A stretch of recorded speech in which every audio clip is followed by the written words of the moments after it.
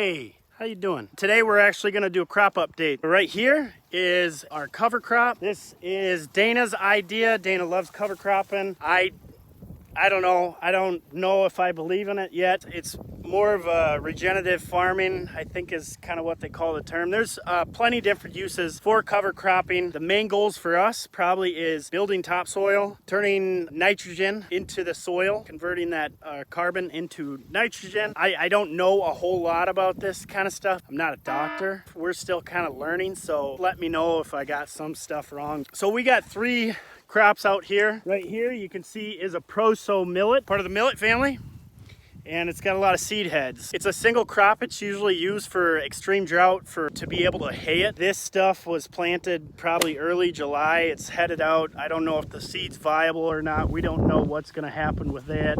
Seems to be quick growing. Did a lot of coverage within the ground to make sure that it outcompete the weeds. It was kind of nice. And the second one here is sun hemp. You can see that right there. That is a Japanese beetle. The Japanese beetles seem to like the sun hemp quite a bit. Not entirely sure. It doesn't seem to be bothering some of the other stuff. They do love the sun hemp. Sun hemp is awesome. It is not marijuana. Not get high from it. I don't know the family.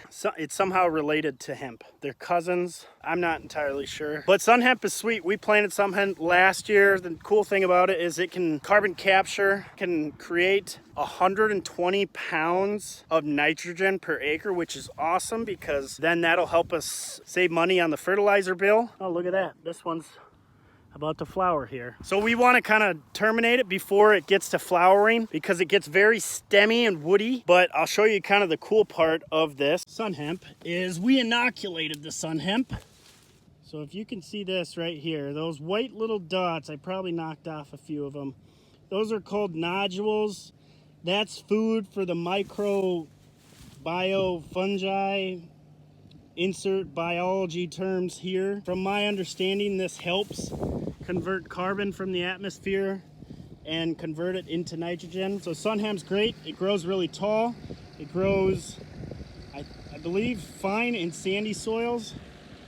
There's Dana over there. That'll be next video, talking about drilling directly into the cover crop. So the sun hemp is great.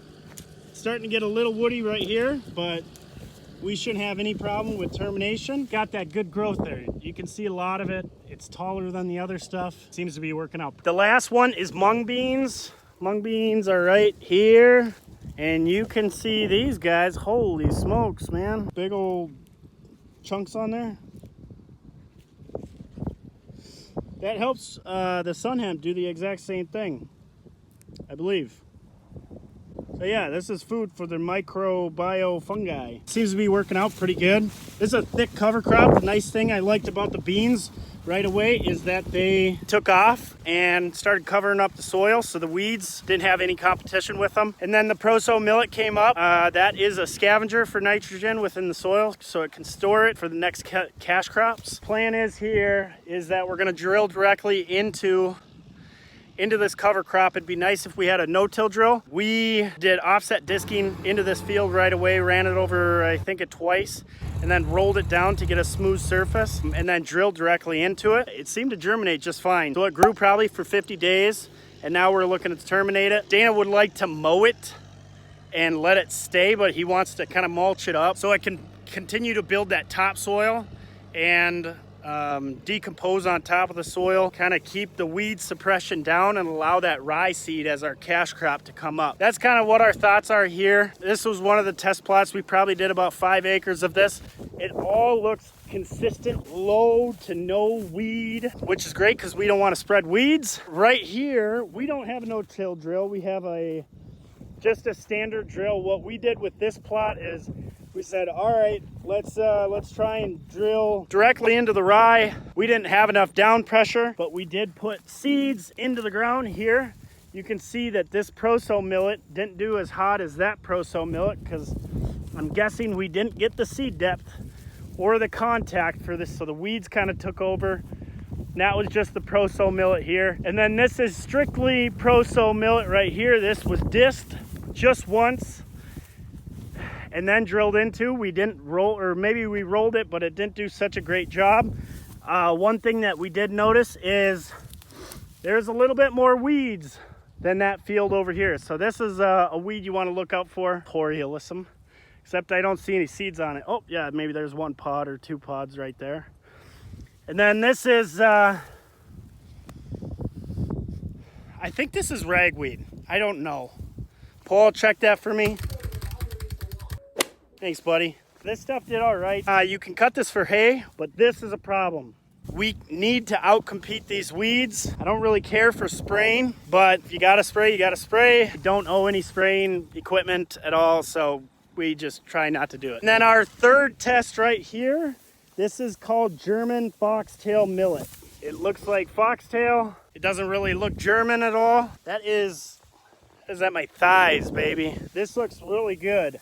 This is a great stand. If you look underneath here, there is no weed competition at all. This was also disked, also rolled. The seeds were smaller. I don't know if we planted at a higher rate. Thick. This would probably yield some great hay. Just started heading out with the German foxtail here. So it's a little bit later than that Proso millet. Proso millet, I think, is like 30, 40 days. This is like 50 or 60 or something. Then we get to this part of the field. Didn't till this up. We wanted to see what our drill could do without having a no-till drill. Surprisingly, it did pretty good over here. This must be a little bit more sandier, but we still have ragweed as a problem. We still have that white flower Horiolism, which is a big problem for certified straw. We got some white cockle right here. If you look down, you can definitely see these rows. So right here must have been a little bit more hard of a soil. Some of the shorter stuff, I think some of the weeds kind of took the nutrition that German foxtail millet needed to kind of grow. But you know, right as we get in right here, we're still seeing that weed competition, that Horiolism and ragweed. You know, this is probably about the last part right here. I mean, we're still getting kind of some ragweed right here, but man, it is really giving that ragweed a run for its money. This stuff right here is up to my waist. Awesome, this looks huge. Holy smokes. I mean, we look down here. This is tilled with our drill, not a no-till drill, directly into some rye stubbles. I'm pretty happy with that. If we got a no-till drill that's got some packer wheels and we can get out there early enough and it's got the down pressure needed for good to seed soil contact, that would be pretty awesome. I mean, take a look at this stuff. Starting to get up to somewhere between the nipple and the belly button. I don't know what the kids call that nowadays, but right there. No weeds, hardly any weeds. A little bit of crabgrass here. That's what that is. Pretty happy with this. First part of the phase for this cover crop, we need to ensure that we can kill it properly and that it adds the nutrition that we're actually looking to do.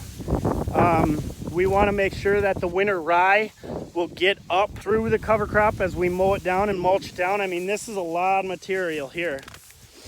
When you make that mat, you got to make sure that it doesn't outcompete that cash crop. Look at the difference between the German foxtail millet and the Proso millet. That stuff's taller. Weed suppression, that I think is, that's my #1 goal. Dana, I don't know what his goals are for cover crop. I never remember, so maybe he'll comment down below and let everyone know. Crop update for the cover crop this year.